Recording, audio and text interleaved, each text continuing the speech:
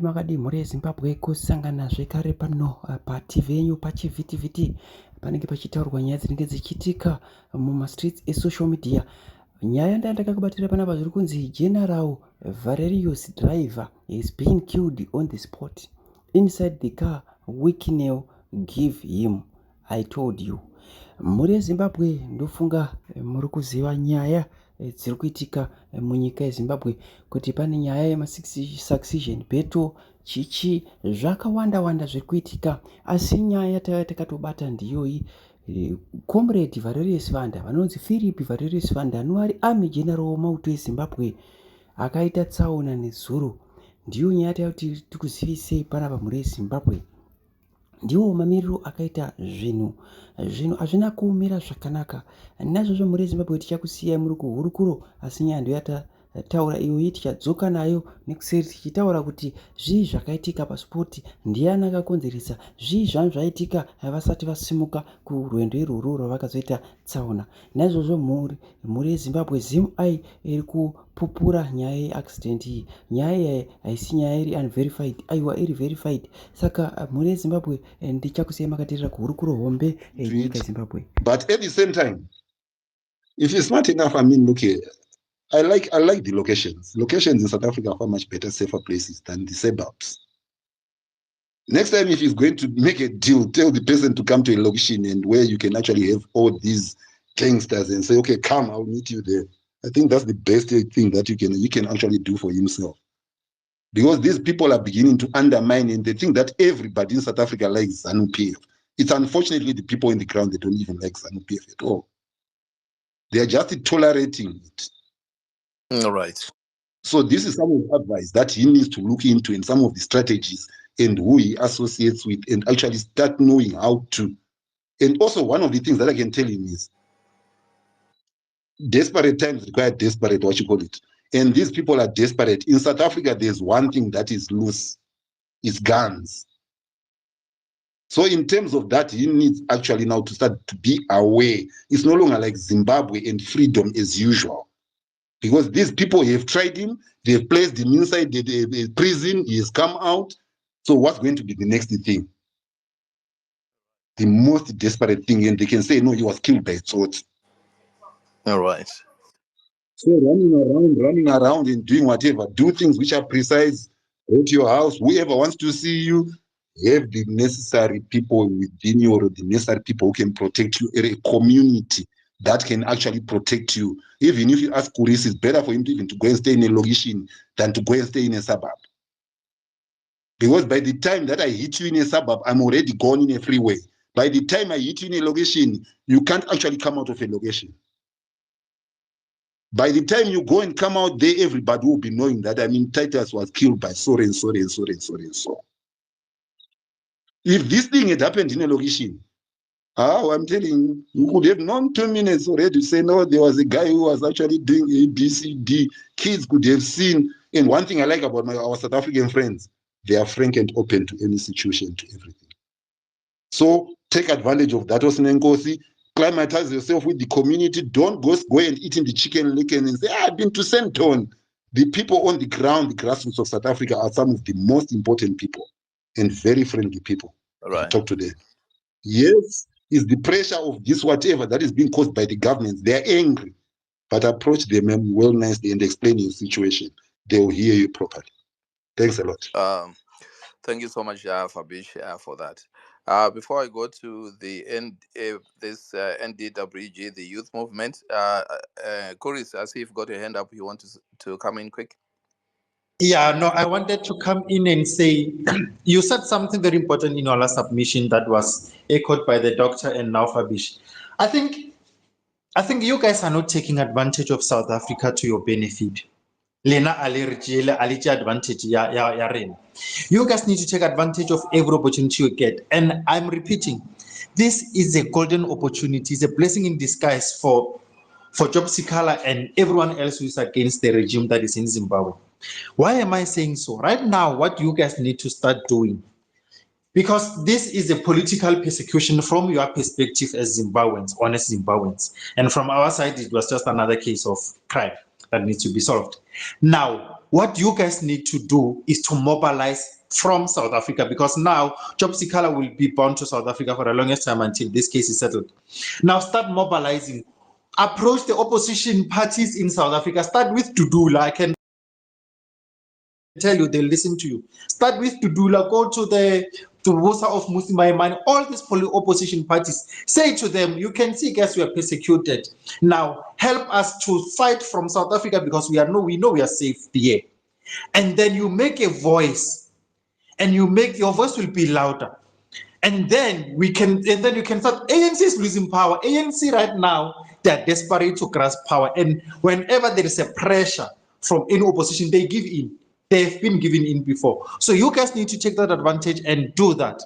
And for Job, I really want to advise Job. Job right now must, like Fabish was saying, he needs to live like a taxi boss. He must not even go out to buy bread, because they will hire someone to kill him who's a low life, who will just take 5,000. And I believe his bail conditions are relaxed, and I'll tell you why I say so. In South Africa, the amount of bail you pay will determine how much they trust you. I'll give an example. Like last month, a South African was given a bail of 400,000 because they believe he's a fly found with an explosive, but they gave him 10,000 because it tells you that even the conditions are relaxed, because they believe he will come back. And surely that may be because the investigation, we don't know the facts on the investigation, but investigations surely, maybe they're already clearing him so that he doesn't need to run away from being in court, because he may face jail time. So that should tell you that he's got a very relaxed bail condition. He may travel to Zimbabwe and come back, and people will be surprised seeing him in Zimbabwe. But my point is, comrades, especially you guys, right now you have an opportunity to mobilize from South Africa. You have an opportunity to make your voice heard from South Africa, because almost your leader is here. Job Sikala will be.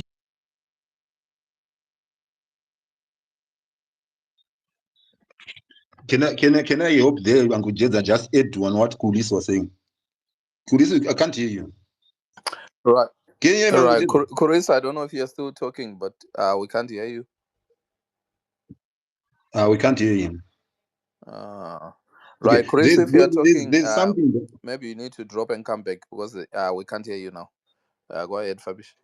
there is something that we need to take advantage of. One of the best democracies that you can actually have in the world is South African democracy. It reminds me of the South Korean democracy during their days when they used to do demonstrations. But one of the things about South African democracy is that it's crass and it talks straight in the politician's face. And our people are not actually used to activism, to tell you the truth. And this is going to be outright and dim with. We are not going to apologize. We need to teach our people South African activism. This is not a joke. This is not a lie. This is not something, because we have been trying to say in this, let's conscientize our people. Let's conscientize our people. But I mean, nothing has been happening so far. No much traction has been done. So this space, we have to utilize it to teach our people what is called activism. And this is going to be done, whether we like it or not. Right. So we need to work together. No, thanks for that. And Chris, I think that's a very important point that you are bringing in, and it's something that really needs to be looked into. But anyway, let me go to the youth movement, NDWG. Thank you very much for the opportunity. The one speaking is Tawachi Nama, the National Youth Movement spokesperson. I hear some of the recommendations which are being forwarded that as National Democratic Working Group, we should actually take this advantage to mobilize that, look, we are being persecuted. I think the matter is that probably maybe didn't know that we are already doing that. Probably maybe we were not going to the media about it. We have what we call ambassadors in almost every key country when it comes to Zimbabwean politics, and our senior ambassador being Tafadzwa Munjanja, who is in the United States, and Chief Facilitator Job Scala is in contact with a number of opposition political leaders in SADC and beyond. He talks to Malema. He talks to Venanzio Motlakde. Remember, Venanzio was the guest speaker at the book launch in South Africa some time back. He talks to the likes of Kama. Remember, recently, the National Democratic Working Group team, the likes of Slengos was there. Our youth president, Comfort Mpof, was there. Our women's movement president was there.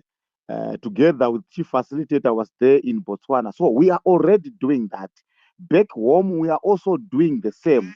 We have been going around in different constituencies, mobilizing the people, conscientizing the people. And according to our plan, very soon we are going to convene people in different constituencies, which we call districts, so that they will come up with their resolutions. From district point of view, we are going to gather as provinces, which we call provincial conventions. These are not congresses. Don't confuse a congress and a convention. A convention is where people they meet and they put together their resolution. What do they want with their country? What do they want people to do? Do they want to go to the street? Do they want to go against the 2030 agenda? Do they want to go to election in 2028? This has to come from the people. That is the way National Democratic Working Group is working. From provincial level, they will go to national level. So after these conventions, we shall have what we call resolutions. And what follows, we are going to implement the resolutions which you got from people. Remember, this year alone, I think you know that Job Scala, together with other people, myself and Engineer Johnson Mgari was there. He was the one who has been going to Mtare for court appearing.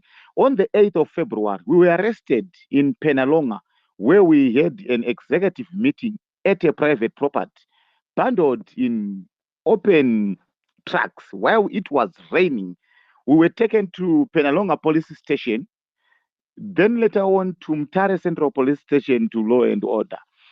So we were doing mobilization. So maybe we have not been doing enough when it comes to come to the media and update the media what we are doing on the ground. But we have been doing a lot locally and abroad. We are so happy that today our chief facilitator managed to get the bail. And I heard some people who were suggesting that our chief facilitator should actually probably consider taking a sabbatical. I think chief facilitator isn't prepared for the sabbatical. I think the language of sabbatical doesn't apply when you're talking of the struggle. We can't take an off when we are fighting for justice. So we have to push on. For your own information, I think it has been mentioned several times that his house was bombed. That is end of August when he was in South Africa. Then afterwards, when he wanted to have a press conference together with the likes of Ngari Vume, Nyaraz Gwisai, Tendai Biti, they found that Sepstras property was banned. And 2 days after the burning of the Sepstras building, it was Job Scala's birthday when he was turning 53 years old. We had already booked a stadium to celebrate his life. We felt that he is suffering a lot. You know what happened? After the venue has been cleared, a day before the birthday, the police officers called him and asked him,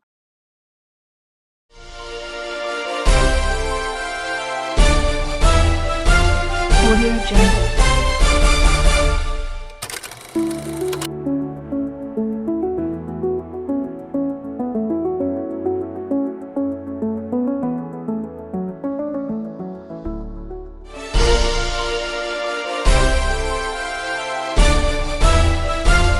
Audio Jungle.